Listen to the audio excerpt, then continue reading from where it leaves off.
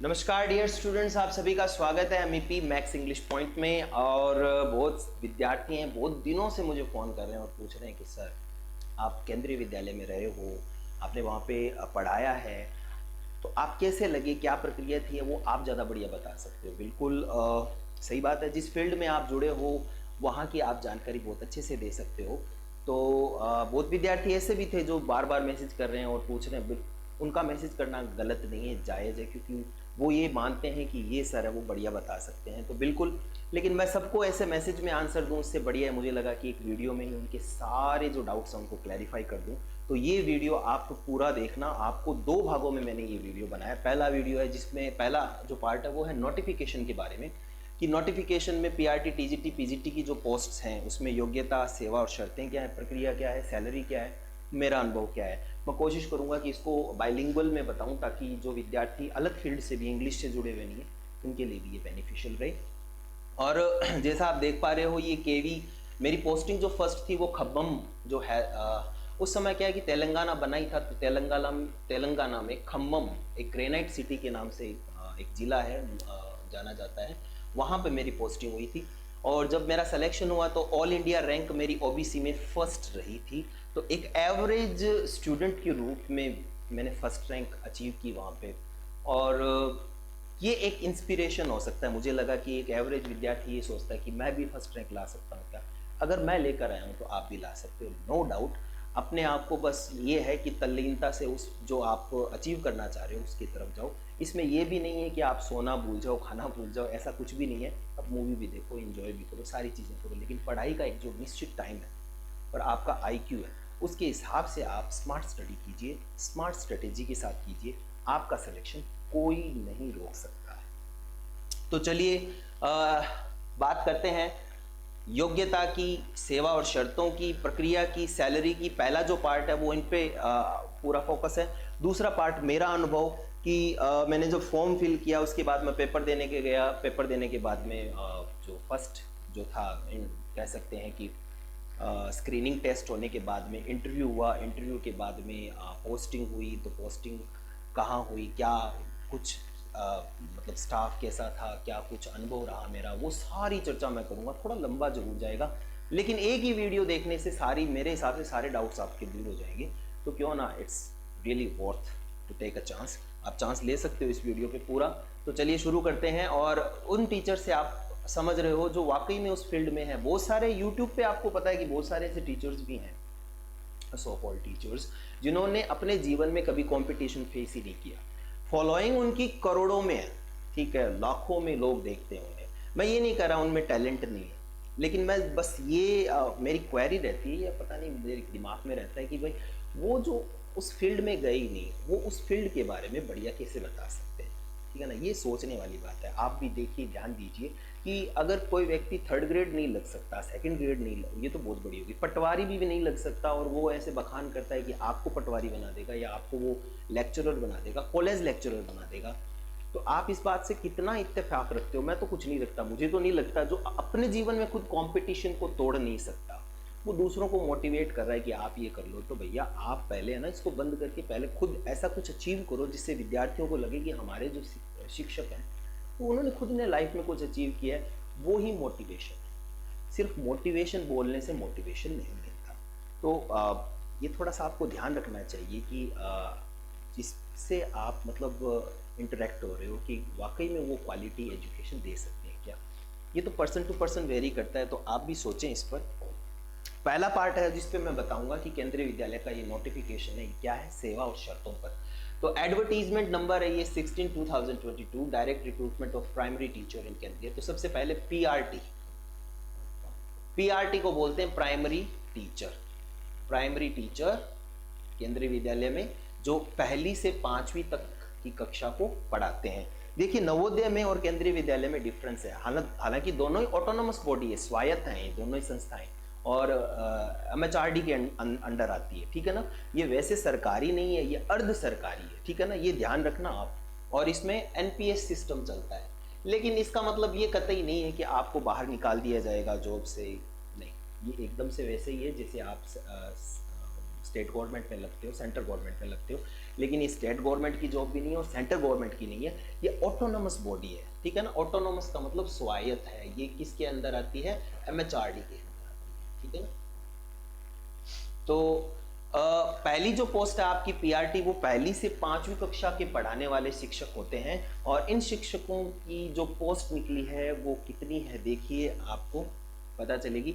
Unreserved category जिसको हम बोलते हैं जनरल, एक्चुअली में जनरल नहीं होती, वो अनरिजर्व्ड होती है, वो सबके लिए होती है, वो है 2599।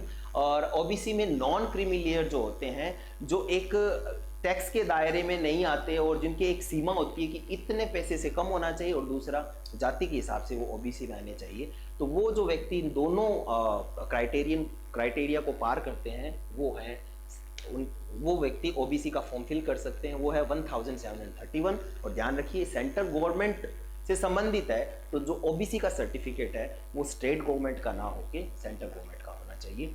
जो SC से बिलोंग करते हैं वो PRT में उनकी पोस्ट निकली 962, ST में इसमें 481, EWS इकोनॉमिकली जो बैकवर्ड वीक क्लास मानी है वो है 641, और टोटल जो पोस्ट है वो है 6414।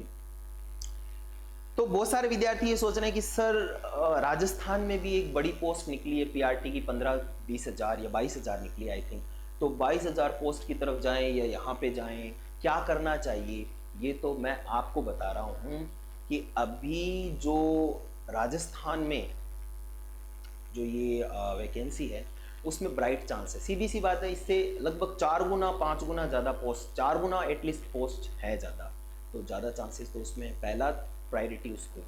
फिर इसमें जो व्यक्ति वाकई में एक्सपोजर चाहता है कि मैं कहीं भी चला जाऊंगा, तेलंगाना, मणिपुर, मेघालय, कहीं जा सकता हूँ, कोई दिक्कत नहीं है, तो वो बिल्कुल, और जिनको मतलब होम सिकनेस फील नहीं होती, भाई वो नॉस्टैल्जिक नहीं होते कि मैं घर छोड़ गया या चला गया, वो बिल्कुल जाएं, बहुत शानदार एक्सपोजर मिलता है, पूरी बातें आप सुनोगे तो पता चलेगा आपको। तो ये 6414 है, और ऑर्थोटिकली हैंडीकैप्ड जो है 97, और विजुअली हैंडीकैप्ड के लिए ये 96 पोस्ट हैं, और आपको इसका प्रमाण पत्र लगाना पड़ेगा जो 80% या 70% जो भी मांगा गया है उतना होना चाहिए। तो ये सारी पोस्ट हैं, तो आपको देखो सीधी सी बात है, इतनी सारी पोस्ट में से आपको ये देखनी है कि आपकी कैटेगरी प्लस UR आपको जोड़नी है, वो ही आपकी ओरिजिनल पोस्ट होगी। इसमें महिला और पुरुष का अलग से कोई वर्गीकरण नहीं दिया गया है, ठीक है। तो चलिए शुरू करते हैं। प्राइमरी टीचर्स के लिए क्या क्या है। प्राइमरी टीचर पे मैट्रिक्स लेवल होती है ये 6, देखिए अभी 7th CPC पे कमीशन लगा हुआ है, ठीक है ना। 7th पे कमीशन में क्या कर दिया कि लेवल डिसाइड कर दिए, तो सेंट्रल गवर्नमेंट में लेवल अलग होते हैं और स्टेट गवर्नमेंट में अलग होते हैं। तो राजस्थान में अगर देखेंगे तो ये जो पे मैट्रिक्स लेवल है ये आपको मिलेगा 11 नंबर का, ठीक है। और यहाँ स्टेट में कितना, 11 राजस्थान में, और सेंटर में ये मिलेगा आपको 6 नंबर का, तो दोनों में डिफरेंस है। तो 6 के मैंने लिया है, इसमें स्टार्टिंग जो सैलरी है वो 35,400 से 1,12,400 तक जाती है ये लास्ट, उसके बाद में ये शिफ्ट कर जाती है। लेकिन आपको इतना नहीं देखना है, मिनिमम कोई बंदा है वो एज उसकी लिमिट है, वो तो वो आपको पता ही है जो जनरली होती है, लेकिन अपर लिमिट है वो है आपकी 30 ईयर्स। 30 ईयर्स इससे अबव आप नहीं होने चाहिए, और वो अलग बात है, OBC वालों को 5 साल का, SC वालों का उनका 10 साल का, जो भी वो कोटा है, जो भी एज लिमिट में उनको मिलती है छूट, वो तो मिलती है, लेकिन जनरल वे में UR जो है अनरिजर्व्ड कैटेगरी है उनके लिए ये 30 ईयर्स है। तो पहले ही मैंने सैलरी इसलिए, क्योंकि सैलरी पे ऐसे चर्चा रहती है कि सर सैलरी क्या मिलेगी, तो सैलरी बताता हूँ। देखिए आपको जैसे ही आप जॉब लगोगे तो फर्स्ट मंथ जो आपको सैलरी मिलेगी उसमें आपका बेसिक पे होगा, वो होगा 35,400, 35,400 रुपये। उस पर आपको डियरनेस अलाउंस मिलेगा, जो महंगाई भत्ता है वो है लगभग तकरीबन आज के हिसाब से जो चल रहा है वो 13,452 रुपये मिलेंगे। उसके बाद में आपको HRA हाउस रेंट अलाउंस होती है, वो मिलेगा आपको 9,558, ये 27%। आप अगर बड़े शहर में हो तो, अदरवाइज ये थोड़ी वेरिएशन इसमें आती है, 18% और 9% होती है, ठीक है। और इसके अलावा TA जो मिलेगा वो है ट्रैवलिंग अलाउंस है 3,600, DA ऑन TA मिलेगा 1368, ये फिक्स होते हैं, ठीक है ना। जनरली तीनों में PRT, PGT में फिक्स रहेगा। और आपकी जो टोटल ग्रोस सैलरी है, मतलब पूरी सैलरी बनेगी, वो बनेगी 63,378, 63,378 रुपए। लेकिन ये कैश इन हैंड आपको इतने नहीं मिलेंगे।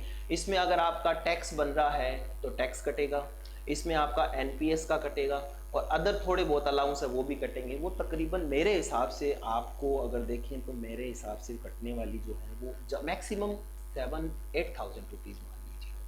इसमें से 8,000 रुपये आपके कटेंगे। हालांकि ये जो एनपीएस है वो आपके लिए ही है और आगे चल के आपको लाभ मिलेगा, लेकिन आपके हाथ में जो सैलरी आएगी ना वो 8,000 इसमें से घटा दो, लगभग 55,000, 54,000 से लेकर 55,000 रुपये फर्स्ट मंथ सैलरी बोल रहा हूँ मैं। प्रोबेशन तो 2 साल का रहेगा। राजस्थान में क्या होता है, ये कोई भी स्टेट गवर्नमेंट में क्या होता है, प्रोबेशन में सैलरी को कम कर देते हैं जनरली राजस्थान में। यहाँ पे हरियाणा में और पंजाब में नहीं करते। तो राजस्थान में क्या देते हैं, उनको फिक्स देते हैं। शायद ये जो पोस्ट है इसके लेवल में 23,700 रुपये शायद मिलते हैं। देखो राजस्थान में कितने, 23,700, इससे जस्ट डबल से भी ज़्यादा ये सैलरी आपको मिलेगी अगर आप प्राइमरी टीचर लगते हो। तो गजब की सैलरी है, ये तो सोचना ही नहीं है। देखिए क्या क्या अर्हता क्वालिफिकेशन होनी चाहिए। सीनियर सेकेंडरी और इक्विवेलेंट 12वीं पास होना चाहिए, 50% मार्क्स होने चाहिए, और 2 साल का एजुकेशन डिप्लोमा होना चाहिए जो आप बोलते हो एसटीसी और डीएलएड। सीनियर सेकेंडरी या क्या होना चाहिए, सीनियर सेकेंडरी तो होनी चाहिए, 50% मार्क्स होने चाहिए एग्रीगेट सीनियर, और 4 साल की बैचलर एलिमेंट एजुकेशन या BLED डिग्री होनी चाहिए। सीनियर सेकेंडरी तो होनी चाहिए, उसके साथ 50% तो होनी चाहिए, 2 साल का डिप्लोमा होना चाहिए। स्पेशल एजुकेशन, आप अगर स्पेशल एजुकेटर टीचर हो तो बनना चाहते हो, और ग्रेजुएशन में 50%। ये देखो एक बहुत अलग ही, देखो अभी तक तो क्या है, 12वीं के साथ में एसटीसी का आपका होना चाहिए पूरा, लेकिन ग्रेजुएशन में 50%। क्या 12th के अलावा सीधा आपने एसटीसी नहीं की तो क्या कर सकते हो, तो देखो आप ग्रेजुएशन में आपके 50% हों। लेकिन इसको थोड़ा सा समझो कि जो व्यक्ति 12वीं पास है लेकिन 12वीं के बाद में उसने एसटीसी वगैरह कुछ नहीं किए, तो वो व्यक्ति क्या करेगा, 50% मार्क्स उसके ग्रेजुएशन में होने चाहिए, और वो NCTE अप्रूव्ड होनी चाहिए इंस्टीट्यूशन या यूनिवर्सिटी, ठीक है ना। और अपॉइंटमेंट के समय वो 1 से 5 तक का अपॉइंटेड टीचर होगा, लेकिन उसको 6 महीने का कोर्स एलिमेंट्री एजुकेशन जो रिकॉग्नाइज्ड होगी NCTE से करना पड़ेगा। जनरली ये 99% वाले लोग ऐसे होते हैं जो इसको फिल ही नहीं करते और न वो इसको करते हैं। वो व्यक्ति जो जिसने 12th कर रखी है प्लस STC है, ठीक है ना, या DLED है, वो व्यक्ति क्या कर सकता है, इसको अप्लाई कर सकता है। दोनों में ही उसकी एग्रीगेट 50-50% होने चाहिए, 12th में भी और STC या DLED में भी 50-50% उसके अंक होने ही चाहिए। उसके अलावा देखो ये तो पहली अर्हता है। दूसरी ये देखो, not with in 2 years of such appointment primary teacher. ये जो चीज़ है ना वो 2 साल के अंदर होनी चाहिए कि 6 मंथ का वो ब्रिज कोर्स करे। लेकिन आई थिंक बहुत सारे इसको अंडरगो क्योंकि इंटरव्यू में निकाल देते हैं जनरली। दूसरा पॉइंट है क्वालिफाइड CTET यानी सेंट्रल टीचर एलिजिबिलिटी टेस्ट, जो 2 भाग होते हैं। एक होता है पेपर फर्स्ट जो फर्स्ट लेवल वाले विद्यार्थियों के लिए, और एक होता है पेपर सेकंड जो होता है, ये तो होता है 1ली से 5वीं वाले टीचर बनना चाहते हैं उनके लिए एलिजिबिलिटी टेस्ट पेपर फर्स्ट, और पेपर सेकंड होता है जो 6 से 8 तक पढ़ाना चाहते हैं, जनरली उन्हें बोलते हैं TGT। तो उनके लिए तो आपको 1ली से 5वीं यानी कि प्राइमरी टीचर बनना है तो आपको CTET का पेपर फर्स्ट जो 1ली से 5वीं के लिए वैलिड होता है उसमें आप क्वालिफाइड होने चाहिए। अब उसमें आपके 150 में से अगर मान लीजिए 150 अंक तो भी जुड़ेंगे नहीं, बस क्वालिफिकेशन यानी कि आपकी मार्कशीट जो होती है ना CTET वाला, उस पर क्वालिफाइड लिखा हुआ होना चाहिए, ठीक है ना, बस इतना ही। क्वालिफाइड नहीं है तो मार्क्स कितने भी क्यों ना हो कोई फर्क नहीं पड़ता। क्वालिफाइड नहीं है वो इस फॉर्म को फिल ना करें, उसका तुरंत ही रिजेक्ट हो जाएगा, 1500 रुपये से लग जाएंगे। टीचिंग में प्रोफिशिएंसी तो होनी चाहिए, हिंदी और इंग्लिश दोनों मीडियम होने चाहिए, क्योंकि इंटरव्यू के समय जो इंटरव्यू लिया जाता है तो वो जनरली दिल्ली में लिया जाता है, और दिल्ली में जो उनका JET है वहाँ पे इंटरव्यू लेते हैं ये, और वहाँ पे असिस्टेंट प्रोफेसर यूनिवर्सिटी के बहुत बड़े कह सकते हैं डीन वगैरह बैठते हैं इंटरव्यू लेने के लिए, नॉर्मल जनरल पर्सन नहीं बैठते। तो वो इंग्लिश प्रीफर करते हैं, तो आपकी इंग्लिश थोड़ी बढ़िया है ना, तो वो इम्पैक्ट पड़ता है। तो इसका मतलब ये नहीं है जो हिंदी भाषी व्यक्ति है वो इंटरव्यू में बढ़िया नहीं कर सकता, बिल्कुल कर सकता है, लेकिन इंग्लिश थोड़ी सी अगर इम्प्रूव करके आप थोड़ा बातचीत वाला हो जाए ना तो भी ठीक है। Desirable knowledge of working computer, computer का नॉलेज कोई नहीं पूछता जनरली, आप सीख जाते हो, लेकिन डिप्लोमा वगैरह होता है 3 महीने वाला, RSCAT वगैरह कुछ भी, CCC वाला, तो भी सही है। तो ध्यान रखना है, ये क्वालिफिकेशन है इसकी। कट ऑफ डेट है determine various eligibility criteria, education, qualification, age limit, experience. ये ध्यान रखने वाली बात, बहुत इंपॉर्टेंट थिंग है, आपको अगर दिखाई नहीं दे रही है तो थोड़ा बड़ा कर देना है, बाकी ये चीज़ बड़ी इंपॉर्टेंट है, समझिएगा।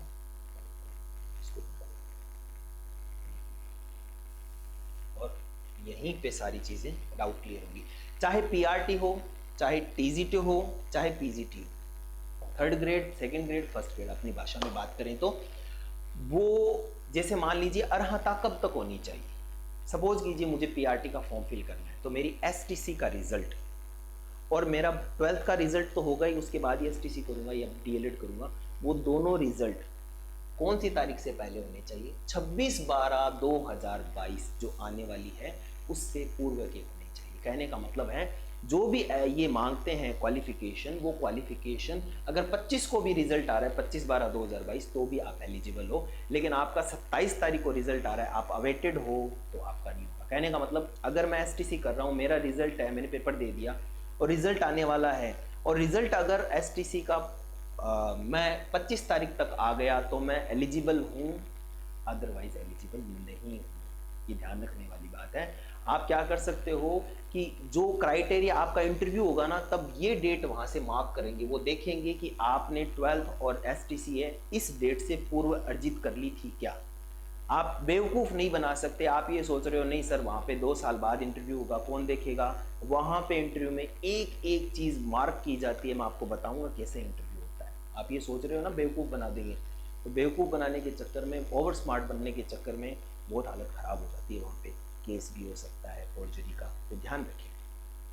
तो ये डेट है ना 26/12/2022, उससे पहले जैसे मान लीजिए मेरी BEd है, मेरी CTET है और मेरी BA, अगर मैं TGT का कर रहा हूँ तो ये तीनों ही डिग्री मेरी इस डेट से पूर्व की होनी चाहिए। CTET भी इससे पूर्व की होनी चाहिए, BEd भी पास आउट है मैं या रिजल्ट है मेरा उससे पूर्व का होना चाहिए, और BA तो ऑब्वियसली पहले ही होगी। अगर मैं PGT अप्लाई कर रहा हूँ तो PGT पोस्ट ग्रेजुएशन मेरी इस डेट से पूर्व होनी चाहिए, BEd इससे पूर्व होनी चाहिए, CTET PGT में नहीं होती है तो कोई दिक्कत नहीं है।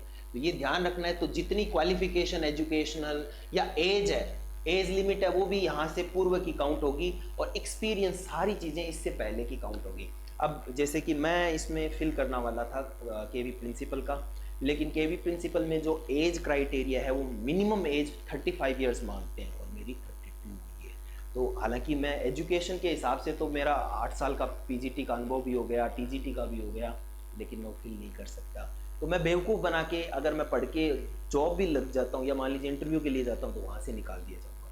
इसलिए इस डेट से पूर्व आपके एजुकेशन क्वालिफिकेशन, एज लिमिट और एक्सपीरियंस अगर है आप जोड़ रहे हो, इससे पूर्व के होने चाहिए, इसके बाद वाला वैलिड नहीं होगा। न तो CTET वैलिड होगा, न आपकी डिग्री वैलिड होगी। तो ये ध्यान रखना है, पहले आप इस बारे में सोच लें कि 26/12 से पहले आपके सारे हैं या नहीं। वेरिफिकेशन, ओरिजिनल डॉक्यूमेंट्स तो होंगे ही, और कंफर्म करेंगे उस समय, वो बैठे रहते हैं वहाँ पे और आपको सामने बिठाएंगे और देखेंगे कि आपने जो फिल किया है क्या वो सारी चीज़ें मैच कर रही है। एक भी चीज़ आपकी मैच नहीं करेगी, एक भी चीज़ आपकी मैच नहीं करेगी तो आपको इंटरव्यू नहीं देने दिया जाएगा, वहीं से बाहर निकाल दिया जाएगा। बेवकूफ़ और ओवर स्मार्ट आपको दोनों ही नहीं बनने हैं, और न ही किसी को ऐसा समझना है कि ये हम इसको बेवकूफ़ बना देंगे।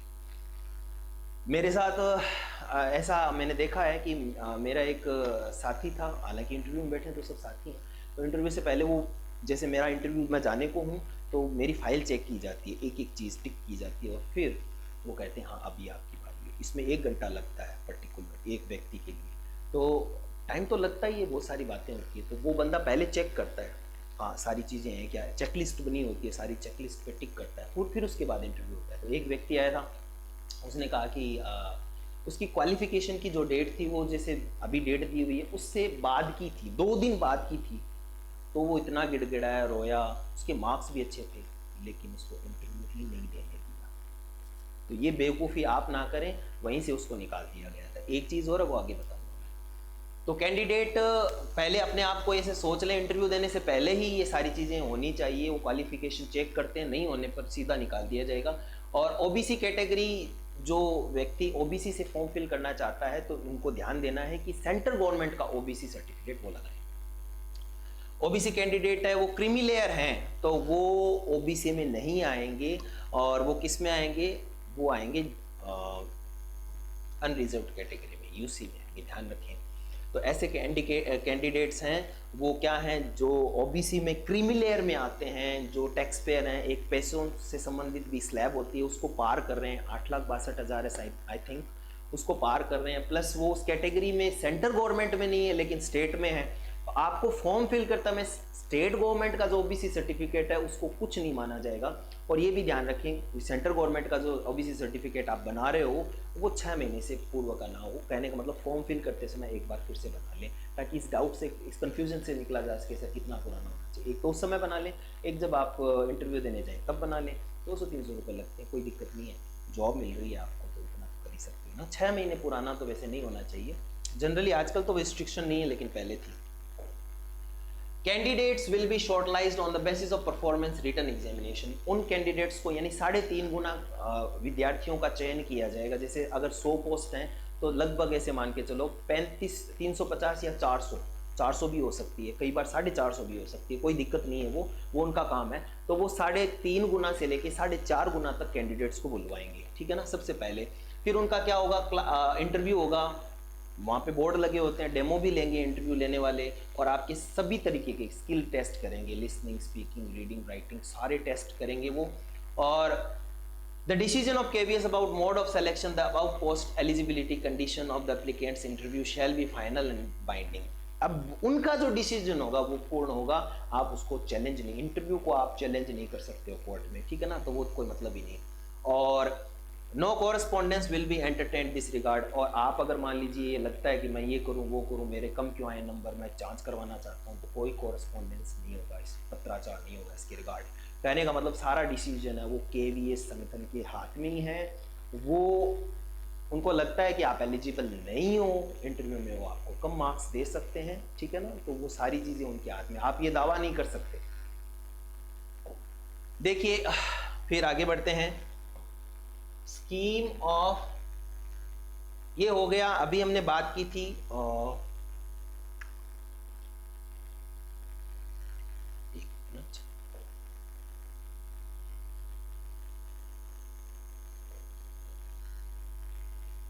पोस्ट ग्रेजुएट टीचिंग का, ये आ गया अभी, लेट मी जस्ट सी।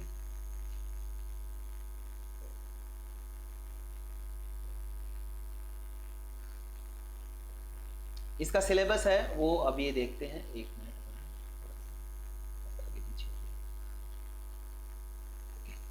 वही है। हाँ, ये पोस्ट ग्रेजुएट नहीं है, ये पीआरटी है। पीआरटी पोस्ट के लिए आपके जो होंगे टेस्ट वो कैसे हैं, देखो 180 नंबर का ये ऑब्जेक्टिव टाइप का पेपर आएगा। कितने नंबर का, 180, और ऑब्जेक्टिव टाइप का, और एक क्वेश्चन है वो 1 मार्क का होगा, और इसमें कोई भी नेगेटिव मार्किंग नहीं है, तक मुझे पता है इसमें कोई नेगेटिव मार्किंग नहीं है।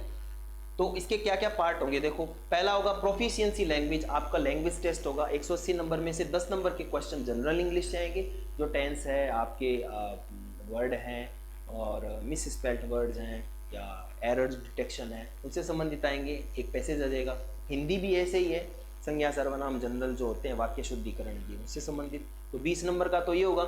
जनरल अवेयरनेस, रीजनिंग प्रोफिशिएंसी होगा, तो जनरल अवेयरनेस करंट अफेयर ही आएगा, और कुछ नहीं पढ़ना आपको, भारत का, वर्ल्ड का कोई जीके नहीं पढ़ना। 10 नंबर का ये आएगा। रीजनिंग एबिलिटी के 5 नंबर के क्वेश्चन आएंगे, और कंप्यूटर लिटरेसी, रैम रोम, ये क्या होते हैं, तो जनरल ये 5 नंबर के आएंगे, ठीक है ना। उसके बाद में 20 नंबर का ये हो गया, 20 का ये हो गया। आगे बढ़ते हैं।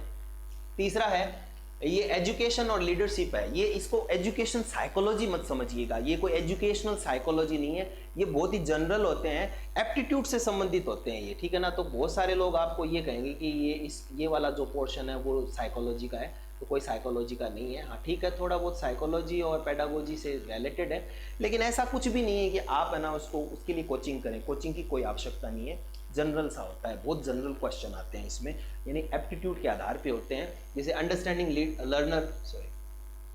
लर्नर को समझना, टीचिंग और लर्निंग प्रोसेस को समझना, कंडक्टिव लर्निंग एनवायरनमेंट बनाना, ऑर्गेनाइजेशन, स्कूल क्या है, स्कूल का संगठन कैसा है, लीडरशिप और एजुकेशन के पर्सपेक्टिव। ये एक पतली सी बुक आती है, ये कोई भी खरीद लें और पढ़ लें, आएंगे तो उसमें से आएंगे। बाकी ये साइकोलॉजी वगैरह का जो कोर्स लोगे तो वो तो कोई मतलब नहीं है, क्यों पैसे खर्च करो, टाइम की बर्बादी भी है। तो इसमें कोई वैसे साइकोलॉजिकल नहीं आते कि बांडूरा का क्या सिद्धांत था, ये वो ऐसे कुछ नहीं आते। हाँ जनरल वे में कुछ पूछा जा सकता है, लेकिन इतना आप टेक्निकल जो आप थर्ड ग्रेड सेकेंड ग्रेड यहाँ से उसको जोड़ोगे ना, तो वैसे कोई टॉपिक नहीं है, ये बहुत ही संगठनात्मक या सरल टॉपिक है।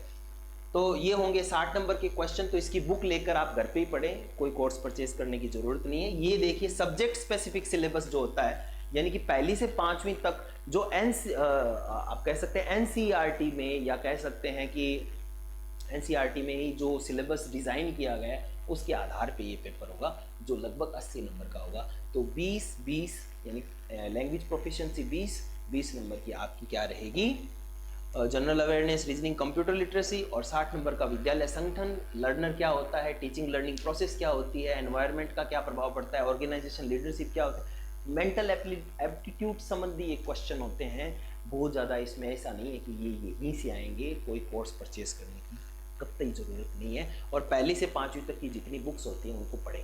अब इसमें पढ़ना जरूरी है, इसका सिलेबस है वो अपने वाले सिलेबस, राजस्थान वाले सिलेबस से एकदम से अलग है।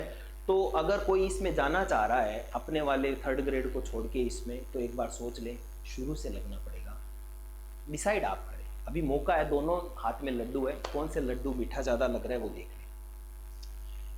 प्रोफेशनल कॉम्पिटेंसी टेस्ट है, वो प्रोफेशनल कॉम्पिटेंसी टेस्ट है वो 60 नंबर का होगा, और डेमो टीचिंग है वो 30 मार्क की होगी, इंटरव्यू है वो 30 का होगा। कहने का मतलब है आपका इंटरव्यू वगैरह होगा वो 30 नंबर का, तो उसमें डेमो लेंगे आपसे टीचिंग का, और 30 नंबर का आपका क्या रहेगा, इंटरव्यू रहेगा। इंटरव्यू और डेमो दोनों होंगे, ध्यान रखिए इस बात को, चौक पकड़ाएंगे वो हाथ में। आप सोच रहे हो ना नहीं ऐसी बात कर लेंगे, पढ़ने का तरीका पढ़ाने का तरीका देखेंगे, वो बहुत ही ऐसे मलाई लेते हैं, ऐसे जनरल टीचर नहीं लेते। और the weightage of written test, अब जैसे मान लीजिए रिटन टेस्ट है वो 180 का हुआ, और आपका इंटरव्यू या कॉम्पिटेंसी लेवल है वो 60 नंबर का हुआ, तो इसका रेशियो क्या रहेगा, 180 का तो 70% निकालेंगे वो, कि आपके उस हिसाब से कितने नंबर बन रहे हैं, और 60 का जो इंटरव्यू है उसका 30% का रेशियो रहेगा। यानी कि आपने एग्जाम फाइट किया है रिटन वाला, तो उसका 70% से आपको देखेंगे कि मान लीजिए 70 में से आपके कितने बने, वो रेशियो निकल जाएगा। और इंटरव्यू है वो 60 नंबर का होगा, लेकिन उसका रेशियो रहेगा 30% का। तो इंटरव्यू बहुत बढ़िया है इसका, 30% रेशियो है, बहुत ही संतुलित रेशियो है, बहुत बढ़िया है इसका। तो ये इसी में ये दिया हुआ है, तो कोई दिक्कत नहीं है। आगे बढ़ते हैं। अब ये तो पीआरटी की बात होगी। पोस्ट ग्रेजुएट टीचर हैं, उसके लिए पोस्ट देखो हिंदी में 72, ओबीसी में 646, 25, 12, 70, ये तो आप सारी चीज़ें देख ही लोगे। मैं इस पर फोकस करूंगा इंग्लिश पे, क्योंकि पीजीटी इंग्लिश है, पोस्ट ग्रेजुएट यानी फर्स्ट ग्रेड के बराबर है। तो इसमें देखो यूआर अनरिजर्व्ड की 67 है, ओबीसी नॉन क्रीमी की 42, एससी की 23, 11, ईडब्ल्यूएस की 15, 158 काफ़ी अच्छी पोस्ट है। जिन्होंने जो चूक गए हैं फर्स्ट ग्रेड में यहाँ से, वो वहाँ जा सकते हैं, बट मैंने बताया ना सिलेबस टोटली चेंज है। तो ये जब भी आप स्विच करते हो तो एक बार ज़रूर देखें कि आपका जो सिलेबस है उस पर कितनी कमांड है। यहाँ से वहाँ जाने में कमांड चाहिए बहुत ही ज़्यादा। इसी प्रकार से फिजिक्स, केमिस्ट्री, ये सारी अगर पोस्ट देखोगे तो टोटल है वो 1409 है, लेकिन ये सब्जेक्ट कंसर्न है। जैसे मैं इंग्लिश में हूँ तो मुझे क्या मतलब है 1409 का, मेरी जो पोस्ट है वो 158 है। और अगर मैं टेक्निकल रूप से देखूँ तो मेरी यूआर और ओबीसी 2 की है, बाकी तो है ही नहीं, क्योंकि मैं ओबीसी में हूँ। तो इस हिसाब से मेरी जो पोस्ट बनती है वो बनती है 109, बस 109 में मैं फाइट करूँगा। बाकी 158 में अलग अलग कैटेगरी की पोस्ट है। तो ये पोस्ट ग्रेजुएट टीचर की पोस्ट हैं। आगे बढ़ते हैं। सैलरी, इसकी सैलरी देखो, बेसिक पे आपको जो मिलता है, यानी कि आप जिस लेवल में हो वो लेवल है आपका स्केल, उसमें 47,600 यहाँ से शुरू होती है स्केल। फिर इस पे डीए मिलता है, डियरनेस महंगाई भत्ता 18,088 रुपये, एचआरए मिलता है 12,852, फिर टीए और डीए DA ऑन TA मिलता है, तो ये टोटल जो ग्रोस सैलरी है वो 83,508 रुपीज आज के हिसाब से। आज ही जॉब लगते तो आज की, आप लोगों के तब तक 6-12 महीने और हो जाएंगे, तो ये बढ़ेगी, कम नहीं होगी। इसमें कटौती भी हो जाएगी, तो 10,000 मान लीजिए कटौती मैक्सिमम, आपके हाथ में 73,508 रुपीज आएंगे। 1 लाख रुपए में सिर्फ 25,000 रुपए कम है। आप सोचो कि PGT टीचर बनते ही आपको कितने रुपए मिलेंगे, इतने रुपए मिलेंगे। राजस्थान में कितने मिलेंगे, चलो इसका भी कंपेयर करते हैं। पोस्ट ग्रेजुएट टीचर है, वो लगते ही उसको शायद 31,100 रुपए मिलते हैं। 1.5 गुना हो गया ना, 2.5 गुना हो गया ना फिर से। और फिर भी उसको जब वो 2 साल पूरा करता है ना, तो 2 साल के बाद उसको जो सैलरी मिलती है ना, वो लगभग मिलती है, आई थिंक जहां तक मैं समझ पा रहा हूँ, तो वो मिलेगी कटकर 60,000 रुपए आएंगे उसके हाथ में। 60 से कम आएंगे, कम ही आएंगे, कटकर आई थिंक 55 आएंगे जी। तो देखो 20,000 का अंतर तो है इसमें, सीधा सीधा। और दूसरा, 2 साल के बाद में ये सैलरी इतनी थोड़ी रहेगी, ये सैलरी आ जाएगी 95 के आसपास। ये 25 से 30,000 का गैप रहेगा। लेकिन जो होम सिकनेस फील करते हैं, घर में ही रहना चाहते हैं, कुछ काम नहीं करना चाहते, कुछ काम तो करना ही पड़ेगा, क्योंकि अब ऐसी बात नहीं है, राजस्थान की गवर्नमेंट में भी पढ़ाना तो पड़ेगा आपको, सब कुछ करना पड़ेगा। पहले थे ये मजे, अब ये सोच रहे हो तो गलत है। उतना ही काम है जितना केंद्रीय विद्यालय में। मैं तो ये कहूँगा कि केंद्रीय विद्यालय में थोड़ा रिलैक्सेशन ज़्यादा है, तो इसको जरूर समझें। आगे बढ़ते हैं। इसमें क्या चाहिए, 2 साल का पोस्ट ग्रेजुएट, कोई मान लीजिए MA है, MSc है, ठीक है ना, MCOM है, तो 2 साल वो पास होना चाहिए। और NCERT, ये कॉलेज जो सर्टिफाई होनी चाहिए NCERT से, ठीक है। उसके बाद में ये तो है ही, और उसके साथ में BEd भी चाहिए। ये MCOM MSc जो भी उस फील्ड में, जैसे मान लीजिए मैं इंग्लिश में हूँ तो MA होनी चाहिए, और साथ में MA भी होनी कितने % में चाहिए, 50% मार्क्स चाहिए इसमें, ये ध्यान रखना। 50% मार्क्स मुझे MA में चाहिए। MA इंग्लिश मैंने की है तो 50% एग्रीगेट मार्क्स होने चाहिए। सर मेरे प्रीवियस में नहीं है, फाइनल में, कोई दिक्कत नहीं है, आप जोड़ के 2 का भाग दो, उतने आपके 50% है, वो होने चाहिए। मास्टर डिग्री यूनिवर्सिटी ये होनी चाहिए, और उसके बाद में मतलब दोनों में से कोई एक। BEd तो चाहिए ही चाहिए, इंग्लिश और हिंदी बोलने में बढ़िया होना चाहिए बंदा, और कंप्यूटर नॉलेज, बाकी सारी चीज़ें वही है। ध्यान ये रखना, जो मैंने डेट बताई थी 22/12 जो भी थी पीछे, उससे पूर्व तक होना चाहिए सारा काम। आगे देखते हैं। इसमें भी 180 मार्क का ऑब्जेक्टिव टाइप का, ये भी 180 मार्क्स का ही होगा ऑब्जेक्टिव टाइप का। इसमें भी 10-10 नंबर की ये दोनों चीज़ें होंगी, और हिंदी और इंग्लिश। और 10 इसमें जनरल अवेयरनेस 10 का, और रीजनिंग और कंप्यूटर ये भी 5-5 की सेम है, यहाँ तक तो कोई दिक्कत नहीं है। उसके बाद में अंडरस्टैंडिंग लर्नर 15 नंबर का, 40 नंबर का होगा इसमें। पर्सपेक्टिव उसमें 60 नंबर का था, PRT में इसमें 40 का है। लर्नर को समझना, टीचिंग लर्निंग प्रोसेस को, लर्निंग एनवायरनमेंट को, और लीडरशिप के क्या गुण, ये 40 नंबर का होगा। फिर स्पेसिफिक जो सब्जेक्ट है जो दिया हुआ है वो लगभग 100 मार्क का होगा। मान लीजिए, अब ऐसा नहीं है कि इसका सिलेबस नहीं है, इसके नीचे अगर जाओगे तो इंग्लिश का पूरा सिलेबस है। तो मुझे बताइए, क्या मैं सिलेबस पर भी एक वीडियो बनाऊं, क्या आपको लग रहा है कि सिलेबस को भी डिटेल में समझाऊं इंग्लिश, क्योंकि मैं इंग्लिश से बिलोंग करता हूं। तो ये 100 नंबर का होगा। और ये जनरली अपने जो लेक्चरर होते हैं उनमें स्पेसिफिक बहुत ही कम सिलेबस होता है। इसमें क्या होगा, 11th 12th 10th उनकी पूरे लेसन दिए हुए हैं, बहुत अलग सिलेबस है, तो पढ़ना तो पड़ेगा भैया। और एकदम से स्विच कर रहे हो ना, तो सारी चीज़ें अलग होंगी। ये जो कहेंगे ना, सिर्फ नाउन है, प्रोनाउन है, उतना पढ़ के जा रहे हैं, तो इसमें से कुछ नहीं होगा, सब कुछ पढ़ना पड़ेगा।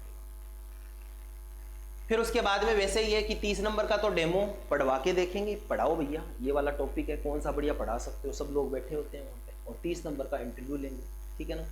वेटेज है वो आपका डेमो का वही रहेगा, सीधी सी बात है, 70-30 का।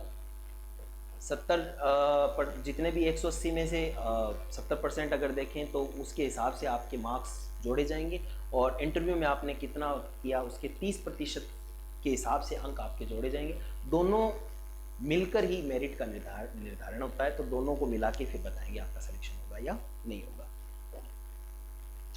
द प्रोफेशनल कॉम्पिटेंसी, ये वही बात हो गई कि डेमो लेंगे, 70-30 का रहेगा। फाइनल मेरिट है वो परफॉर्मेंस, कैंडिडेट के रिटन टेस्ट, प्रोफेशनल कॉम्पिटेंसी दोनों को मिलाकर बनेगी, यानी 70-30 का रेशो। यानी ऑब्जेक्टिव टाइप जो भी हैं 180 नंबर का, उसमें से 70% निकाल लेंगे, वो कितने बने आपके, और 30% निकालेंगे, जो 60 नंबर आपके हैं, किसके 30-30 नंबर है ना, दोनों कॉम्पिटेंसी, यानी कि आपको देखेंगे कैसे पढ़ा रहे हैं और आपका इंटरव्यू कैसे, उस हिसाब से 30% निकालेंगे और दोनों को जोड़ के वो मेरिट बनाएंगे। इसमें आपको क्या सोचना है, ये तो उनका काम है क्या मेरिट बन रही, आपको तो सिर्फ पढ़ना है और इंटरव्यू बढ़िया देना है।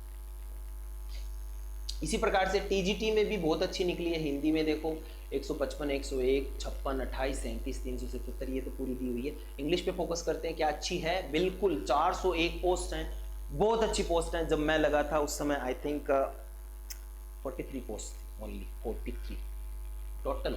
अब उसमें जनरल की भी हैं, ओबीसी की भी हैं। ओबीसी में मैं फर्स्ट रैंक पे आया था। तो मैंने कुछ बहुत विद्यार्थी से जानना चाहते हैं कि सर आपने क्या कुछ किया, तो मैं बताता हूँ कि एमए में मैं यूनिवर्सिटी टॉपर रहा हूँ, फाइनल में ओवरऑल 7th रैंक है। उसके बाद में मैंने सीटेट तब की है जब रिजल्ट सीटेट का 0.22 रहा, उस समय मैंने सीटेट क्वालिफाई की है, आपको बताऊंगा विद प्रूफ। उसके बाद में टीजीटी मैं वर्क करके आए हूँ, ठीक है। पीजीटी मेरा नहीं हुआ, फिर वेटिंग लिस्ट में हुआ, लेकिन उससे पहले मैं राजस्थान में जॉब करने लग गया, तो मैं वहाँ पे नहीं गया, इसलिए इसमें भी हुआ है। इसका भी मेरे पास में है, मैं बताऊँगा मेरे इंटरव्यू में कितने हैं, सारी बातें डिस्कस करूँगा आज। उसके बाद में मैं 2nd ग्रेड लगा राजस्थान में, फिर 3rd ग्रेड लगा। अब 2nd लग गया तो मैं 3rd क्यों ज्वाइन करूँगा, ये पहले दिए हुए थे, बाद में रिजल्ट आया था। और फिर 1st ग्रेड लगा, और उसके बाद में मैंने कुछ तैयारी नहीं की, आगे पढ़ाने में लग गया। और बस यही है कि आगे मैंने एक बुक लिखी है। इनके अलावा अगर मैंने कुछ काम किया है तो मैंने बुक लिखी है, वो है K&M इंग्लिश ग्रामर। वो बड़ी शानदार बुक है, बाइलिंगुअल एडिशन है, ग्रामर उससे बात कुछ नहीं आएगी। तो ये इतना अचीवमेंट मेरा लाइफ में, इसके अलावा भी बहुत सारे हैं, लेकिन इतने अचीवमेंट हैं वो एक एवरेज स्टूडेंट होने के बावजूद इतने अचीवमेंट, और इनमें भी सब में रैंक है, अलग अलग है। तो इस पर कभी और चर्चा करेंगे। अगर आपको लगता है कि सर बताइए कि एक एवरेज स्टूडेंट कैसे बढ़िया कर सकता है, कि आप अपने आप को एवरेज मान रहे हो और आपने इतना अच्छा किया, तो हम क्या कर सकते हैं, क्या बिल्कुल कर सकते हो, कभी हम चर्चा करेंगे इस पर बहुत आगे चलकर। तो इतनी चीज़ें प्रूव आपको करने की किसी को ज़रूरत नहीं होती है, लेकिन ये ध्यान रखिए कि आपका एक लेवल आ जाता है। आप बढ़िया पढ़ते हो तो एक लेवल आ जाता है, उस लेवल से आप नीचे नहीं जाते, फिर ऊपर ही जाते हो। वो लेवल अचीव करना है, और इसके लिए मैं हूँ आपके साथ में, आपका बड़ा भाई मान लीजिए, आपका गुरु मान लीजिए, कुछ भी, मैं आपको हर संभव मदद करने के लिए तैयार हूँ, करता भी हूँ, ठीक है। अब देखो इसमें क्या सैलरी मिलेगी, टीजीटी में 2nd ग्रेड में आप लगोगे तो सैलरी देखो, अपर एज लिमिट 35 ईयर्स है, बेसिक पे 44,900, 17,062 डीए, फिर 12,123 रुपये HRA, 3,600 रुपये टीए, डीए ऑन टीए 1368, ये उसमें 83,000 थी, ये 79 है, कोई ज़्यादा डिफरेंस नहीं है। और हाथ में कैश इन हैंड मेरे हिसाब से 70,000 आ जाएंगे। यहाँ पे बहुत गैप है, यहाँ पे अगर 2nd ग्रेड लगते हो तो 40,000 रुपये के आसपास ही मिलेंगे आज के समय में तो नहीं, वो भी 2 साल के बाद मिलेंगे, और वहाँ लगते ही आपको 70,000 रुपये हाथ में, है ना। मज़ा, अरे बहुत मज़े आते हैं, पहली सैलरी तो क्या कहना। ये वाला पार्ट ध्यान रखना है आपको कि जब आप किसी फील्ड को अप्लाई कर रहे हो, तो अगर इंग्लिश में अप्लाई कर रहे हो तो आपको English as a subject all 3 years, English literature होना चाहिए 3 साल। कुछ लोग ये सोचते हैं कि सर जनरल इंग्लिश हमारे कोर सब्जेक्ट है, कंपलसरी है, वो 3 साल हो जाएगा तो क्या बन जाएगी क्या बात। मैं बताता हूँ आपको क्या हुआ इंटरव्यू में, ठीक है ना। एक बंदा था उड़ीसा का, वो आया और उसको बुलवाया सर ने कि इधर आओ भैया, ये जो तुम्हारा डिग्री है, इंग्लिश के लिए आए हो तो तुम्हारी डिग्री क्या है 3 साल की। तो उसने कहा सर मैं इंग्लिश मीडियम से हूँ और मेरे बीए में कोर सब्जेक्ट रहा है। उसने कहा कि इंग्लिश मीडियम से हो या कौन से मीडियम से हो, ये कहीं अर्हता में नहीं है, मुझे तो ये बताओ कि 3 साल English subject as a literature या मान लीजिए फाइन आर्ट के रूप में आपका कहाँ है। तो आप अगर ये सोच के जा रहे हो कि सर मेरे इंग्लिश मीडियम में हूँ, और वो बंदा कॉमर्स का था, देखो कॉमर्स का बंदा, वो उसने इंग्लिश में अप्लाई किया और वो कह रहा है कि सर मैं इंग्लिश मीडियम से हूँ इसलिए मैं इंग्लिश का अप्लाई कर सकता हूँ, उसको वहीं से बाहर निकाल दिया। एक बंदा और आया, एक बंदा और निकला ऐसा, उसने क्या कहा कि सर मेरे, वो हरियाणा से था, उसने क्या कहा कि सर मेरे इंग्लिश मीडियम थ्रू आउट किया है मैंने, और फर्स्ट ईयर में मेरे इंग्लिश था। वो कंपलसरी होता है, आपको एज ऑप्शनल सब्जेक्ट के रूप में इंग्लिश होना चाहिए, और वो भी 3 साल, यानी first year second year final तीनों में होनी चाहिए। हाँ, ये बात चल जाएगी कि आप एडिशनल करते हो तो भी चल जाएगी, कोई बात नहीं है, लेकिन ये दावा करते हो सर मेरे इंग्लिश मीडियम से हूँ, इंग्लिश मेरे तीनों साल रही है, वो कंपलसरी रही है, नहीं ये नहीं, इंग्लिश ऑप्शनल चाहिए आपको, तीनों साल होनी चाहिए, ये ध्यान रखने वाली बात है। और तीनों साल के जोड़कर आपके 50% होने चाहिए। इंग्लिश का मैंने एग्जाम्पल लिया है, ठीक है ना, सभी में ऐसे ही चलेगा। 50% आपके तीनों साल में जोड़ के होने चाहिए। जैसे पहले साल 100 में से आपको आए 72, फिर दूसरे साल 100 में से आए आपके 42, फिर 100 में से आए आपके 36, तो तीनों को जोड़ के 3 का भाग देंगे तो 50% निकल जाएंगे। तो अगर मान लीजिए इतने आ रहे हैं तो आपके कितने हो रहे हैं 140, अब भाग दिया 3 का तो ये 50% नहीं हो रहे हैं, तो आप डिस्क्वालीफाइड हो। आपके कंसर्न सब्जेक्ट में भी 50% होने चाहिए और ओवरऑल भी आपके 50% हो। ये सुनिश्चित करें ताकि इंटरव्यू में कोई मतलब ऐसी गलती ना हो जिससे इतना मतलब पढ़ने के बावजूद आपका सिलेक्शन ना हो। ध्यान रखें 50% एग्रीगेट आपके सब्जेक्ट में होने चाहिए। इंग्लिश से कोई दे रहा है तो तीनों साल के 50, और तीनों साल ही होनी चाहिए इंग्लिश, तभी तो वो एग्रीगेट निकाल सकता है। ये जो इंग्लिश मीडियम से हूँ, इंग्लिश मुझे बोलनी आती है सर, मैं कॉमर्स से हूँ लेकिन इंग्लिश थ्रू आउट पढ़ा हूँ, मेरे कोर सब्जेक्ट हैं सर, ये नहीं चलेगा। वो एडिशनल कर सकते हो चाहो तो आप इंग्लिश लिटरेचर से, लेकिन इंग्लिश होनी चाहिए तीनों साल। हिंदी में भी वो सब्जेक्ट वैसे ही होना चाहिए 3 साल, हिंदी में कोई इशू नहीं होता। एसएसटी में 2 सब्जेक्ट इनमें से होने चाहिए। एसएसटी में या तो हिस्ट्री के साथ ज्योग्राफी हो, या ज्योग्राफी के साथ इकोनॉमिक्स, इकोनॉमिक्स के साथ हिस्ट्री, या पॉलिटिकल साइंस के ज्योग्राफी, ये आपस में 2 होने चाहिए। चाहे हिस्ट्री ज्योग्राफी का हो, ज्योग्राफी इकोनॉमिक्स हो, इकोनॉमिक्स हिस्ट्री हो, पॉलिटिकल साइंस, इन 2 में से, है ना। अब कुछ लोग सिविक्स हैं और सिविक्स लेकर बैठे हैं और सिविक्स के साथ में उन्होंने इंग्लिश ले ली या हिंदी ले लिया, और उसके बाद में हिंदी के साथ में उन्होंने हिस्ट्री ले ली। हिस्ट्री और सिविक्स दोनों मिलके सब्जेक्ट नहीं बनाते। सब्जेक्ट के लिए इनमें से 2 सब्जेक्ट मिनिमम आपके मतलब ग्रेजुएशन में होने ही चाहिए। साइंस में तो बॉटनी, जूलॉजी, केमिस्ट्री 3 होते ही हैं, सब जगह यही होते हैं। संस्कृत में तीनों साल संस्कृत होनी चाहिए, और मैथ्स में देखो बैचलर डिग्री तो होनी चाहिए, 2 सब्जेक्ट फिजिक्स और केमिस्ट्री होनी चाहिए। फिर तीसरा सब्जेक्ट है मैथ्स के साथ में फिजिक्स हो सकती है, केमिस्ट्री हो सकती है, इलेक्ट्रॉनिक कंप्यूटर या स्टैटिस्टिक्स, ये कोई हो सकते हैं। मैथ्स तो होनी चाहिए, इनके अलावा एक सब्जेक्ट ही हो सकता है। तो यहाँ पे बहुत बच्चे फंसते हैं, तो कोई प्रकार की दिक्कत नहीं होनी चाहिए। मैंने सारी बात बता दी आपको। आगे मूव करते हैं। 4 साल का डिप्लोमा कोर्स होना चाहिए, एनसीईआरटी अप्रूव्ड, और उसमें कम से कम 50% अंक होने चाहिए। बीए में भी 50% होने चाहिए, बीएड में भी 50% होने चाहिए। बैचलर डिग्री, वही बैचलर डिग्री में भी 50% होने चाहिए। Concern subject of combination aggregate, ध्यान रखना है 50% भी, उसमें भी जैसे ओवरऑल 50% भी होने चाहिए। और जो सब्जेक्ट जैसे इंग्लिश से हो तो इंग्लिश में भी तीनों साल के 50% हों।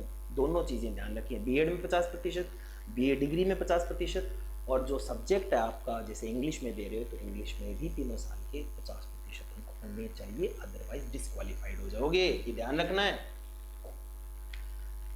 देखो उसके अलावा पीजीटी में सीटेट नहीं मांगते, पीआरटी में सीटेट लेवल फर्स्ट में मांगते हैं। वैसे ही जो आपके सीटेट है वो पेपर सेकंड टीजीटी में भी मांगते हैं। टीजीटी में भी आप क्वालिफाइड होने चाहिए। फिर से मैंने बताया कि आपके कितने मार्क्स हैं ये फर्क नहीं पड़ता, बस क्वालिफाइड, ऐसे क्वालिफाइड लिखा हुआ होना चाहिए मार्कशीट पे, ठीक है ना। तो सीबीएसई करवाती है तो कोई दिक्कत ही नहीं है। हिंदी और इंग्लिश थोड़ी बढ़िया होनी चाहिए, अगर इंग्लिश से हो तो स्पोकन आपकी बहुत बढ़िया होनी चाहिए, इंप्रेसिव होनी चाहिए ताकि आपका इंटरव्यू बढ़िया जाए। कंप्यूटर का नॉलेज होना चाहिए। देखो टीजीटी में भी 180 नंबर का ही होगा, एक क्वेश्चन 1 नंबर का होगा, नेगेटिव मार्किंग तो है नहीं इसमें, टाइम उसमें दिया हुआ है अलग अलग, कोई दिक्कत नहीं है। 20 नंबर वही जनरल इंग्लिश और 10-10 नंबर के जनरल इंग्लिश और जनरल हिंदी रहेगा। वैसे ही जनरल अवेयरनेस 10 नंबर का, रीजनिंग 5, कंप्यूटर लिटरेसी 5 नंबर की रहेगी। और लीडरशिप का जैसे उसमें रहा था पीजीटी में 40 नंबर का, वो सारे सब्जेक्ट 40 नंबर के होंगे। और 100 मार्क्स का क्या रहेगा आपका, जो आपका मुख्य सब्जेक्ट है जैसे इंग्लिश, वो रहेगा। लेकिन ध्यान रखें इसका सिलेबस अलग से नीचे दिया हुआ है, टीजीटी पीजीटी इंग्लिश का, ध्यान से देखिएगा क्या दिया हुआ है। राजस्थान वाले से मैच नहीं करेगा, 50 से 70% तक मिस मैच है, तो बहुत ही अलग सिलेबस है इसका।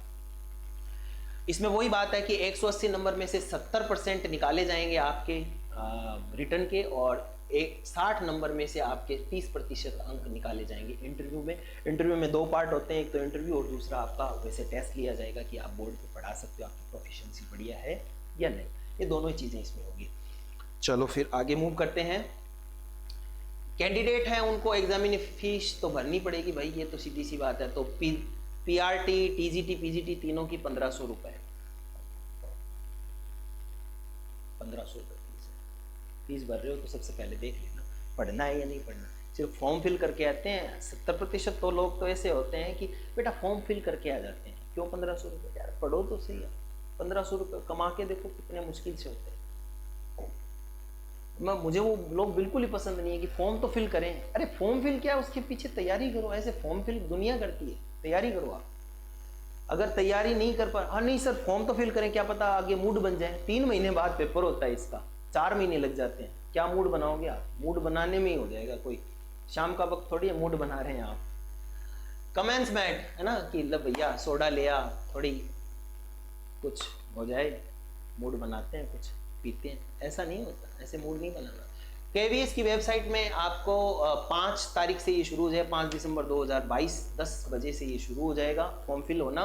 लास्ट डेट उसकी 26/12/2022 है, रात के 12 बजे से 1 मिनट पूर्व। और रिटन टेस्ट है वो जल्दी आपको बता दिया जाएगा, इसके जस्ट 10 दिन बाद आ जाएगा। और बहुत इसका बहुत ही बढ़िया काम होता है, फेयर काम होता है। मैंने आज तक नहीं देखा, क्योंकि मैं इस प्रक्रिया से मैंने टीजीटी और पीजीटी दोनों क्वालिफाई किए हैं। मुझे पता है कि ये बहुत ही फेयर है।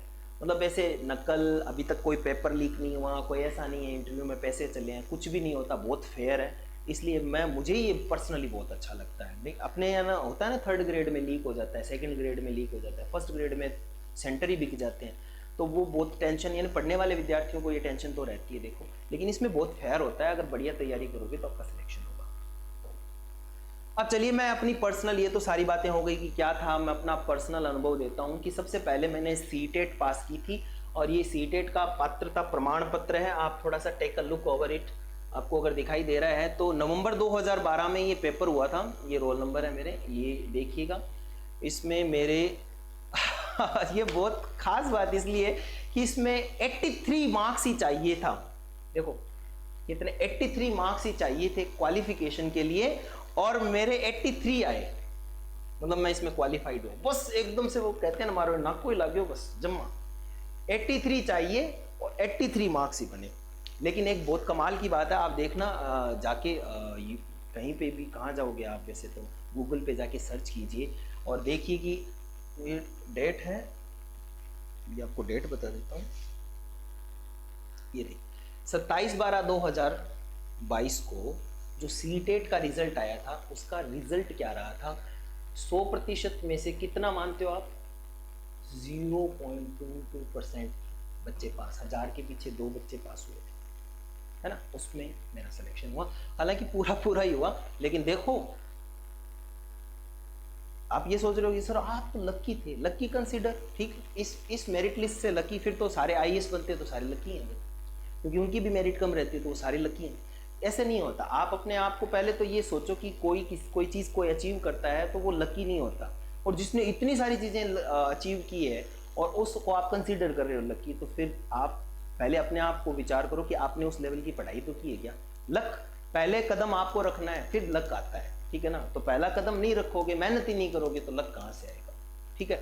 तो उसमें 83 मार्क्स इतने ही चाहिए ओबीसी में। चलो ये हुआ। और देखो राजस्थान में सरदार शहर में जहाँ पे मैं रहता हूँ, चूरू में, सिर्फ मैं एक ही क्वालिफाइड था, 83 मेरे ही बने थे।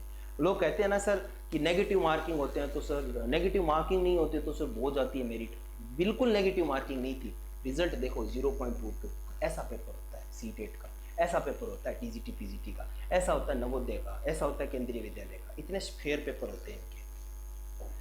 उसके बाद में कुछ विद्यार्थी ऐसे भी हैं जो ये जानना चाहते हैं कि सर क्या कुछ, कितने मार्क्स आए आपके, क्या कुछ किया आपने, बताओ।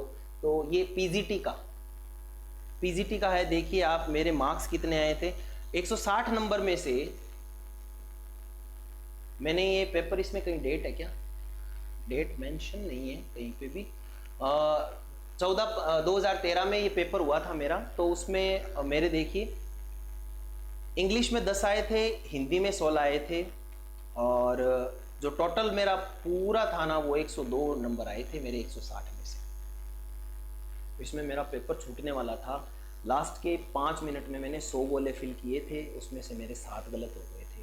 लेकिन ठीक है, पेपर कैसे वो साथ से ही होते तो और कुछ रिजल्ट निकलता, लेकिन वैसे भी मैं क्वालिफाइड था, तो वो कोई मुझे कभी वो नहीं रहा। लेकिन जब तक रिजल्ट नहीं आया तब तक मैं रोज़ दुखी होता कि यार क्यों, मतलब इतना लेंथी पेपर होता था उस समय। मैथ्स आती थी 20 नंबर की, 20 नंबर का उसमें रीजनिंग आती थी, तो बहुत टफ होता था वो पेपर। तो 2 घंटे के समय में ये, अब तो बहुत ईजी कर दिया इसको। तो पीजीटी इंग्लिश में मेरे 102 मार्क्स बने थे रिटर्न में। अब बात करते हैं पीजीटी इंग्लिश। जो लोग ये जानते हैं कि भाई पहले टेस्ट देंगे तभी तो इंटरव्यू होगा, तो टेस्ट में सर पास हुए नहीं हुए, ये रहे 160 में से 102 नंबर बने, जिसमें 70% के हिसाब से मेरे 44 बने, और इंटरव्यू में मेरे 60 में से 16 नंबर जो कि 8 ही थे, हालांकि ये कम थे, इसलिए मैं क्या हुआ, वेटिंग लिस्ट में चला गया और मेरे 52.63 इतने परसेंट बने थे। अब मेरिट रही थी 53 पॉइंट समथिंग, और उसके बाद में ये जो रिजल्ट था ये लगभग ये मान के चलो कि अगले 7-8 महीने के बाद आया। तब तक मैं सेकंड ग्रेड यहाँ ज्वाइन कर चुका था। फिर मेरी पोस्टिंग के लिए, मेरे डॉक्यूमेंट्स वेरिफिकेशन के लिए फिर से मेरे पास में कॉल आया, कॉरेस्पॉन्ड आता, लेकिन मैंने मना कर दिया, क्योंकि जब मैं वहाँ से हैदराबाद से आई गया और घर के पास में मेरी पोस्टिंग थी, तो मैंने इसमें जाने से इनकार कर दिया। तो आपको पता चल रहा है यहाँ पे कि रिटन टेस्ट होता है तभी तो इंटरव्यू होता है, ठीक है ना। ये भी यहाँ पे क्वालिफाइड था मैं, इसको कंसिडर हालांकि मैं नहीं करता क्योंकि मैंने ज्वाइन नहीं की। हाँ, ये मैंने ज्वाइन की थी, तो इसमें देखो क्या हुआ कि इसमें टीजीटी में भी मैं इसमें तो लगा ही था, ज्वाइन ही की थी। उसमें 120 में से 86 मार्क्स आए थे और इंटरव्यू में मेरे 27 मार्क्स आए थे, तो टोटल 63.67 ये मार्क्स थे। इसमें मुझे ओबीसी देखो कितने परसेंट है, 63 है ना, फिर भी मेरी ऑल इंडिया पूरी देखें तो 19वीं रैंक थी, और ओबीसी में रैंक थी मेरी फर्स्ट, ये थी टीजीटी में। ये मेरे तो 777 है ना मेरे नंबर। ये तो आप कहोगे सर लकी हो, अरे लकी नहीं यार, ये कह सकते हैं मेरा फेवरेट नंबर है ये। ठीक है, अभी आपको मैं दिखाने जा रहा हूँ, ये है कि 7 जून 2014 को जो मेरा इंटरव्यू हुआ था वो कहाँ हुआ था। ये केंद्रीय विद्यालय जेएनयू का कैंपस है, बाबा गंगनाथ मार्ग, न्यू दिल्ली, यहीं पे आपका होगा अब जब भी आप सेलेक्ट होंगे तब। ये इंटरव्यू में जब गया था तो मैंने सोचा कुछ पर्सनल चीज़ें जब शेयर ही कर रहे हैं तो सारी बातें बताऊं बच्चों को। तो ये मैंने कुछ मेरे बारे में लिखा है कि मेरी क्या पर्सनैलिटी है, ऐसे रफली नोट्स तो मैं अपने पास में रखता हूँ सब चीज़ें, क्योंकि ये जर्नी बहुत ऐसे होती है। मैं क्या कहूँगा, मैंने केवीएससी क्यों चुना, मेरी वीकनेस क्या है, मेरी स्ट्रेंथ क्या है, ये सारी चीज़ें। ये आपको बायोडाटा बनाना पड़ेगा जब आप इंटरव्यू के लिए जाओगे, तो आपका बायोडाटा इस प्रकार से होगा। ये मेरा बायोडाटा है कि 12वीं में यहाँ से कि ग्रेजुएशन में ये रहा, ये पोस्ट ग्रेजुएशन में रहा, फिर मैंने यहाँ पे इतना इतना पढ़ाया, अनुभव वगैरह, ये पूरा बायोडाटा। अगर आप लगोगे तो मुझे कॉल करना, मैं आपको भेज दूँगा मेरा बायोडाटा, आप उस हिसाब से बना लेना। वैसे ये आता भी है उसमें बना हुआ।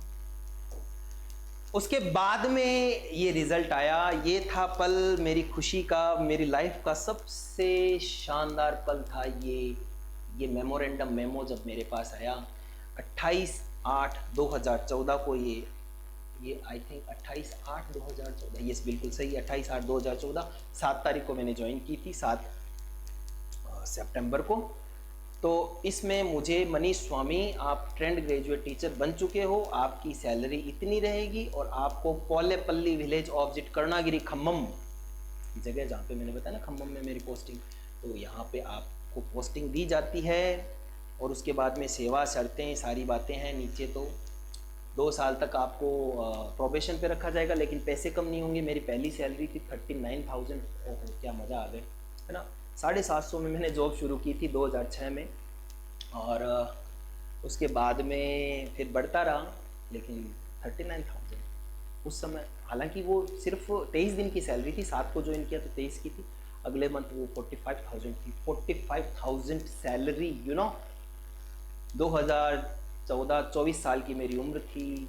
क्या एंजॉय किया मैंने, कभी कहीं कभी कहीं, बहुत मज़ा आता है। तो वाकई में एक अलग ही अनुभव होता है, अच्छा लगता है। मतलब मुझे शेयर कर रहा हूँ, मुझे अच्छा लग रहा है। हालांकि पता नहीं आप क्या सोच रहे हो मेरे बारे में, बट जब आप लगोगे तो इस फीलिंग को आप भी फील करोगे। मैं चाहता हूँ मेरे विद्यार्थी इसको फील करें। मतलब केवी की नौकरी एक मज़ा, ऐसे लेंथ बहुत अच्छे तो टीचर्स मिलते हैं आपको, बहुत अच्छे, और कोई डर्टी पॉलिटिक्स नहीं होती, कुछ नहीं, बहुत अच्छे स्टूडेंट्स मिलते हैं, उनके पेरेंट्स होते हैं, बड़े बड़ी पोस्ट्स पे होते हैं, अच्छी जगह होती है। क्या मतलब 3-4 पीरियड आते हैं, लाइफ ही अलग होती है उनकी। तो देखो मुझे ज्वाइन करनी थी 12 तारीख से पहले पहले, मैंने तो 7 को ही ज्वाइन कर ली। 7 को ज्वाइन करके मैं तो बस आ गया। ये मेरा एड्रेस है जहाँ पे आया। ये डेप्यूटी कमिश्नर है, आर कलावती थी उन समय, और बहुत अच्छी लेडी थी, मैं मिला उनसे। ये पूरा का पूरा ये आपके पास देखो, अभी आरपीएससी में यहाँ से लगोगे ना, लेटर नहीं आते, यहाँ से लेटर आते हैं। इस लेटर वो फिर अपने पास रखते हो, मज़ा आ जाता है। ये देखो ऐसे पोस्ट कार्ड आएगा, ये वाला दिखाई दे रहा है आपको, ऐसे लिखा हुआ केंद्रीय विद्यालय संगठन। मैंने सब चीज़ें रखी है तभी आपको बता पा रहा हूँ। चलिए आगे चलते हैं। ये फर्स्ट टाइम मैं गया था, तो पहली बार मैं अपने जीजा जी के साथ गया था। थोड़ा पर्सनल बता रहा हूँ आपको, ताकि आपको भी ऐसे भूख जगे कि हाँ अपने को भी लगना है। और फर्स्ट टाइम मैं प्लेन में बैठा था, उसकी टिकट है, इसको भी मैंने संभाल के रखा है। हैदराबाद से वापस आ रहा था, वो टिकट अब वो नहीं मिली, पहली वाली। और ये वहाँ पे मैंने खम्मम में जाते ही क्या होता है कि आपको खम्मम, जहाँ भी आप केंद्रीय विद्यालय में लगते हो, तो आपको स्काउट मास्टर का 2 साल का डिप्लोमा करना पड़ता है, वो खुद ही करवाते हैं। और इतनी अच्छी बात है ना, वहाँ पे जाके आपको मतलब पैसे पहले देते हैं। जैसे मुझे हैदराबाद में भेजा था, खम्मम से हैदराबाद, तो हैदराबाद मैं जा रहा था, उससे पहले मुझे 5,000 रुपये दिए, उसमें ड्रेस के और 7 दिन के खाने पीने के। मतलब पहले से ही एडवांस में। राजस्थान में लगोगे ना, ये पैसे कभी आने वाले नहीं है। अभी तो पता नहीं, थोड़ा सा तो सिस्टम चेंज हुआ है, लेकिन ये पैसे मिलते ही नहीं है, बहुत रेयर मिलते हैं। वहाँ पे पहले एडवांस में दे देते हैं कि हाँ ठीक, आके फिर वो टीएडी का जो बिल है वो फिल कर लेते हैं। तो मैं वहाँ पे गया था, और ये मैंने यहाँ पे ट्रेनिंग, जाते ही मेरी ट्रेनिंग वगैरह ये सारी चीज़ हो रही थी, तो मैं तो ऐसे एंजॉय कर रहा था। आगे फिर ये इंडक्शन प्रोग्राम होता है अंग्रेजी भाषा में, कि जो विद्यार्थी हैं वो इंग्लिश, जैसे इंग्लिश में लगे हुए नए, उनको पुराने टीचर्स हैं, ट्रेंड टीचर्स हैं, वो आके बताते हैं आपको केंद्रीय विद्यालय में ये करना है, वो करना है। तो ये डरना नहीं है कि सर हम क्या करेंगे, वहाँ पे आपकी ट्रेनिंग होगी, बढ़िया ट्रेनिंग होगी। यहाँ पे राजस्थान जैसी ट्रेनिंग नहीं होती है जिसमें टाइम पास होता है, और कोई पढ़ाना भी चाहे मेरे जैसा तो पढ़ते नहीं है। क्या करें फिर, ये भी वहाँ से लिया। अब इसमें आप ढूंढो मुझे, ये मैंने बताया था ना, वो मैडम थी, वो ये रही, ये है जो डिप्टी कमिश्नर है। और ये पूरा बैच है हमारा इंग्लिश का। और ये हैदराबाद की फ़ोटो है, हैदराबाद में हुआ था ये। और इसमें ये मेरा 24 ईयर्स है ना, लकी, कॉल में लकी है ना, लकी हो सर आप। ठीक, लोगों को दिखाई नहीं देती ना मेहनत, तो बहुत इजी फील करते हैं हम ये बोलने में कि लकी हैं। आप बन जाओ लकी, पढ़ लो। मैं तो कहता हूँ कि लकी बनो ना, आपके घर का भी मतलब नाम रोशन हो, लेकिन पढ़ना पड़ेगा। अगर पढ़ना इज इक्वल टू लकी होता है, सिर्फ आप ये बोलोगे कि लकी, आप तो लकी थे तब लग गए, ये नहीं होगा। मैं आपके साथ हूँ, और जो मेहनत का तरीका है वो बताऊंगा, तो आप जुड़े रहो मुझसे। और फिर वो दिन आया जब मैं ट्रेनिंग के लिए गया फिर से केंद्रीय विद्यालय। ये था मेरा रेजिग्नेशन, तो मैंने रेजिग्नेशन दिया। क्यों दिया, उसके पीछे भी बहुत सारे रीजंस होते हैं, लेकिन पर्सनल बातें करने का क्या फ़ायदा, मैंने दिया। और क्योंकि सबसे बड़ी बात थी कि मैं एकदम घर की पोस्टिंग पास में आ गई, तो घर वाले भी बोलने लगे तो ठीक है, मैंने रेजिग्नेशन दिया। बट मुझे अच्छा नहीं लगा। अभी मैं वापस जाना चाहता हूँ केंद्रीय विद्यालय में प्रिंसिपल की पोस्ट पे, लेकिन अभी मेरी एज नहीं हुई, इतनी अच्छी अच्छी पोस्ट निकले जा रही है। और अभी मैं वैसे भी वाइस प्रिंसिपल बनने वाला हूँ, तो पैसों का कोई फ़ायदा नहीं है, जाऊँ ना जाऊँ। आप मुझे ज़रूर कमेंट में बताएं क्या करना चाहिए। लेकिन 3 साल तक तो मैं फॉर्म भी फिल नहीं कर सकता। 35 वर्ड्स मिनिमम एज चाहिए उसमें। ये कुछ फ़ोटोज़ हैं मेरी, देखो ये पहली बार मैं फ़्लाइट में चढ़ा, ये वाली, ये मेरी स्कूल थी, मेरा क्वार्टर वहीं पे पास में था, तो वहाँ पे उसके सामने मैंने फ़ोटो खिंचवाई है। और ये मेरे जीजा जी गए मेरे साथ में पहली बार, सुरेंद्र जी, ये भी टीचर हैं। और ये मैं रहा, ये फ़्लाइट है देखो, सऊदी अरब की फ़्लाइट है। मैं फ़ोटो खिंचवाता नहीं हूँ, लेकिन फिर भी चलो ठीक है, कोई ना, ठीक है, खिंचवा ली तो याद भी रही आपको भी दिखाने के लिए। ये मेरा क्वार्टर था, जहाँ मुझे क्वार्टर अलॉट हुआ था, बहुत अच्छा क्वार्टर था। ये मैं हूँ एकदम कैजुअल, क्योंकि क्वार्टर एकदम वहीं था, तो पास में मैं स्कूल में छुट्टी होने के बाद में राउंड काटता रहता था, अकेला था तो इस हिसाब से। और जीजा जी गए थे, तो ठीक है, सारा खर्चा वर्चा सारा जीजा जी है ना, जीजा जी तो करेंगे, तो कोई दिक्कत ही नहीं है वो। और ये मैंने बताया था स्काउट का आपका करना पड़ता है, ये मैंडेटरी होता है। तो ये यहाँ पे जो जानते हैं स्काउट में रहे हुए हैं, तो कलर्स पार्टी में मैं आगे था, ये रहा मैं। और ये मेरे साथ में ये बंदे हैं, ये आई थिंक हिमाचल प्रदेश से हैं, जोशी जी, हम भूल गया मैं। ये देखो, ये जो लड़के दिखाई दे रहे हैं ना, ये मुझसे 4-4 5-5 साल छोटे हैं, एसटीसी किए हुए लड़कियां हैं ये, ठीक है ना। ये सारे दिल्ली से हैं। ये राहुल रहा, इनके नाम तो सब कब भूल गया मैं, इतना टाइम हो गया। ये सारे हैं ना, ये पहली सैलरी आई थी ना, मेरे पास में मैसेज आया था, तो मैंने कहा पार्टी मेरी तरफ से, तो इनके पास में मेरे से पहले मैसेज आ गया था, तो मैं इसे एंसियसली वेट करा मेरी सैलरी आएगी नहीं। 5 मिनट में सबकी सैलरी आ गई, सबके क्रेडिट हुए 40-40 50-50 हज़ार रुपये। तो इनमें मैं सीनियर हूँ, बाकी सब ये जूनियर हैं। और ये लड़के 22-23 साल के हैं, ज़्यादा नहीं है ना। इतने छोटे छोटे मतलब बच्चे ही कहूँगा, कि मैं 24 का हूँ तो वो 21 के हैं, तो मेरे लिए तो वो हो गए ना छोटे भाई की तरह। इतने सेलेक्ट हुए थे, तो बहुत अच्छी अपॉर्चुनिटी है, बहुत अच्छा एक्सपोजर मिलता है, शानदार फैसिलिटी है, फैकल्टी अच्छी है, सब कुछ अच्छा है। जाना चाहिए आप लोगों को भी, ठीक है ना। और क्या मुझे जाना चाहिए वापस एज अ प्रिंसिपल बन के, क्योंकि पीजीटी टीजीटी तो मैं कर चुका हूँ, और यहाँ पे मैंने एज अ लेक्चरर के रूप में 8 साल दे दिए, ठीक है ना। मुझे 12 साल हो गए गवर्नमेंट जॉब में, 9 साल हो गए, 9 साल हो गए, और 9 साल में इतनी सारी चीज़ें अचीव की है। और अचीव कब तक की? 15 तक की, 13 से 15 तक की सारी चीज़ अचीव कर ली। उसके बाद में मैंने पढ़ाने की तरफ ध्यान मूव कर लिया।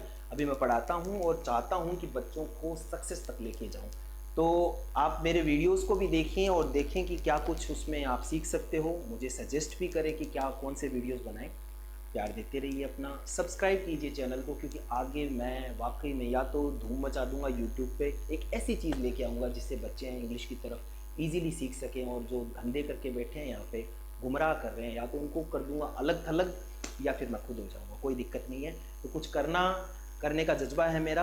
आप जुड़े रहिए, और कोई कोर्स अभी परचेस मत कीजिए। मैं ऐसा कोर्स लाने की सोच रहा हूँ कि रिवोल्यूशनरी, ऐसा कोर्स जिसमें मतलब आपने सोचा भी नहीं होगा, पैसे तो ना के बराबर होंगे। तो जो यहाँ पे 6-6 8-8 10-10 हज़ार रुपये 3-3 महीने के लेते हैं, उनका सबका बिजनेस बना रखा है, उसको बंद करेंगे और शिक्षा की तरफ मूव करेंगे। ऐसे बच्चे जो वाकई में बैकवर्ड क्लास के हैं इकोनॉमी के हिसाब से, और जो मतलब पैसों की तरफ, कई बार बच्चे फ़ोन करते हैं, तो मैंने इसे सोचा है कि कुछ ना कुछ ऐसा करेंगे कि बच्चों के पैसे ना लगे, मतलब 1 रुपये 1 दिन का लगे, इतने में इंग्लिश पूरी आ जाए, ऐसा कुछ मैं सोच रहा हूँ। तो जल्दी मैं लेके आऊँगा। तब तक आप 15-20 दिन तक कोई कोर्स परचेस ना करें, मेरे वीडियोस देखें, अगर अच्छा लगे तो बिल्कुल मैं कोर्स लॉन्च करूँगा, उस दिन आपको बताऊँगा। कैसा लगा आज का वीडियो मुझे बताइएगा। सब्सक्राइब कीजिए चैनल को ताकि मुझसे जुड़े रहें। और जो अबाउट में जाइए, अबाउट में जाके मेरा एक खुद का टेलीग्राम चैनल है, उसमें जाइए, और वहाँ पर बहुत सारी जानकारी आपको मिलेगी। थैंक यू वेरी मच, मिलते हैं नेक्स्ट।